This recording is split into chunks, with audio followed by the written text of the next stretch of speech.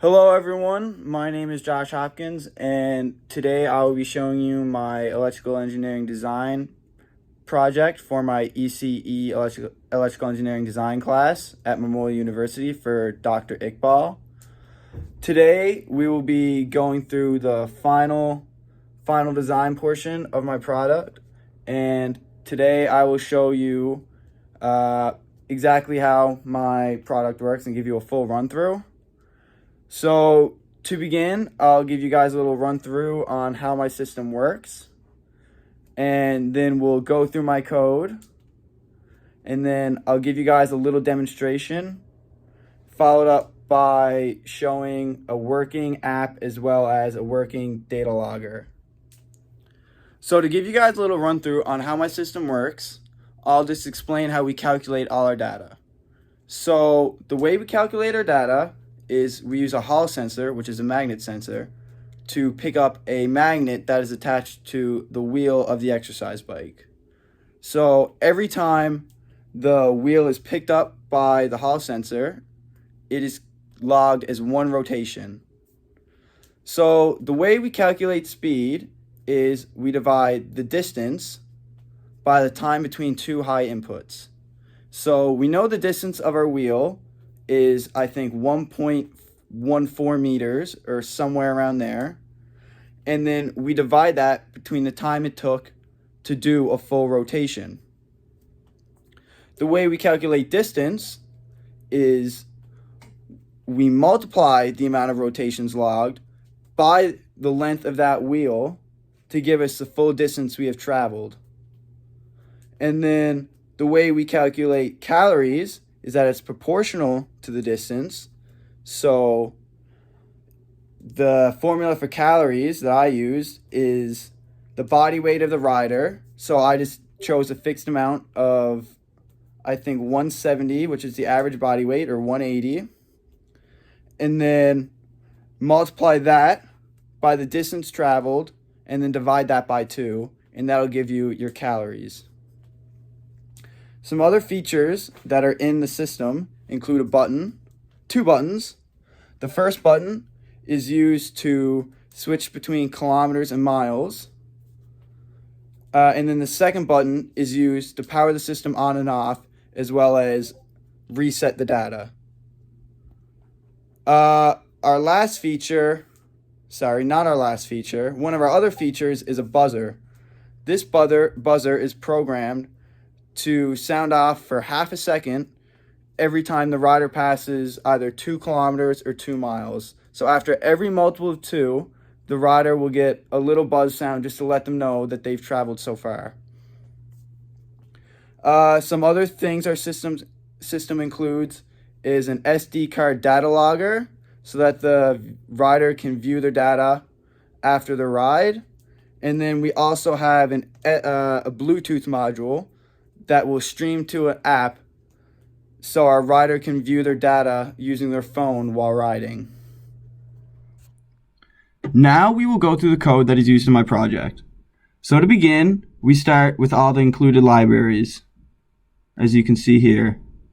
Then we move into our timer setup. We use a timer to help calculate our speed for our bike. Then we move into our Hall sensor setup. And then we initialize all our data variables such as speed, distance, and calories, and whatnot. Then our LCD screen. And then we move into our SD card setup. And then all our button and buzzer setup. After this, we move into our functions. So our first function here is the speed function. This helps calculate our speed and also our distance. Then we move into our SD card setup. This helps us print data onto the SD card so that then we can view it later on a computer. After that, we have our Bluetooth setup. This helps us send data to our phone so we can look at our data that way. And then we have our unit swap function. This helps us switch between kilometers and miles. And then we have our buzzer set up. The buzzer sounds off after every 2 kilometers or 2 miles, depending on how you have it set. And then we have our restart count function. This is just used to help turn the system on and off.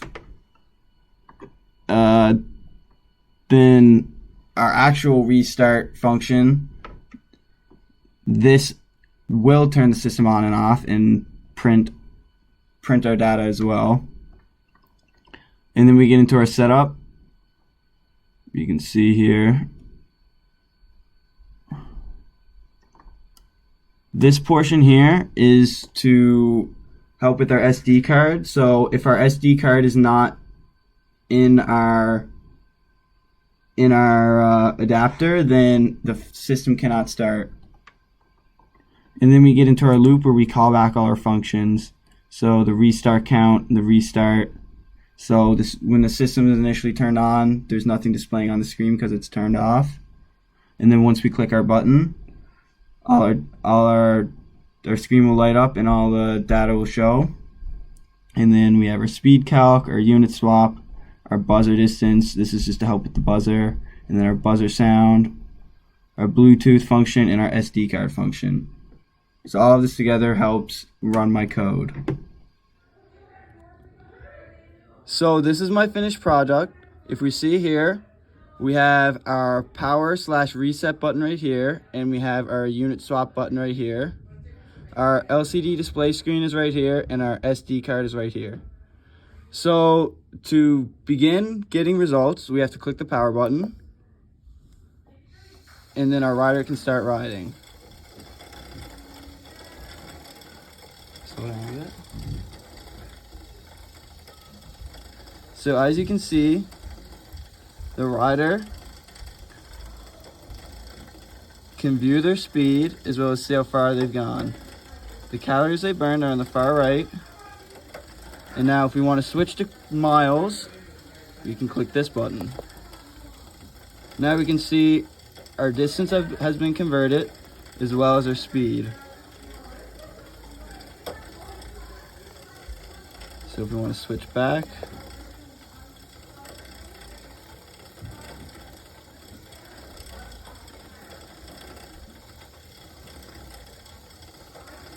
now we'll skip ahead to 2 kilometers so I can show you guys how the buzzer works. As you can see, we're close to 2 kilometers, so we'll continue to ride and show that the buzzer will sound off at 2 kilometers.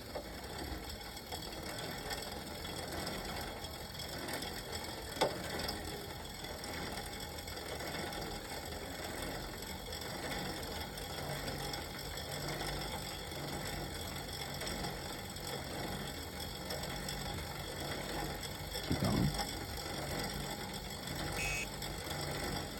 As you can see, our buzzer sounded off as we hit 2 kilometers. If our rider continues, the same thing will happen at 4 kilometers.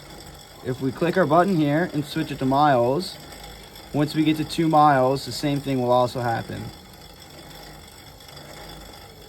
Now, if we want to restart our system or power off, you can click this button, and then as you can see, once we start up again, we'll be reset. So now if we want to see our data later, we can just click this. We can just click this and take out our SD card. Now we will look at some data that has been logged on our SD card from a previous run. So if we look to the side of the laptop, we will see that our SD card is inserted. And now when we look at our data, you can see that we start off with zeros for all speed, distance, and calories. And then as we go down, our distance and calories slowly increase. And then we can see that at about here, where is it? Here, we click our button to switch to miles. So now our speed is in miles per hour and our distance is in miles. Our calories stay the same. and then they continue to slowly increase. And then at the end here, you can see we have all zeros. This is because when we click our power button, our speed, distance, and calories all reset, so that then they are at 0 for the next rider. Now we will show our working app. So this is how we want it to look, and this is it on screen. You can see our numbers are still there, but we have some random data log errors, but we're still getting the correct outputs. So if we look right now, we have a 0.7 kilometer an hour speed, and we have 0.98 kilometer distance, and 39.31 calories. So if we see here, the speed and distance show zeros. This is because they only show integers. If we look at our calories, we can see that it is showing the correct number. So once we start giving it some signals, look, now we're at 2, and we'll keep going until our speed is 1. And our phone just shut off. We're back. So we'll keep going. We'll keep going. And now if we look at our screen, what do we have here? 6.9, 40.38, and 1.01. So we're getting the 6 right there, the 1 right there, and then the 40.38 right there. So as you can see, all our data is being correctly transmitted from our product to the user's phone. As you can see, we have a fully functioning product that can correctly display the rider's speed, distance, and calories burned as they're riding. We also have 2 working buttons, one that can turn the power on and off and reset the data, as well as one that can swap between kilometers and miles. We also have a working buzzer that will sound off after every 2 kilometers or miles, as well as a functioning SD card data logger, as well as a working app with Bluetooth connection. Thank you for taking the time to watch my videos. Have a nice day.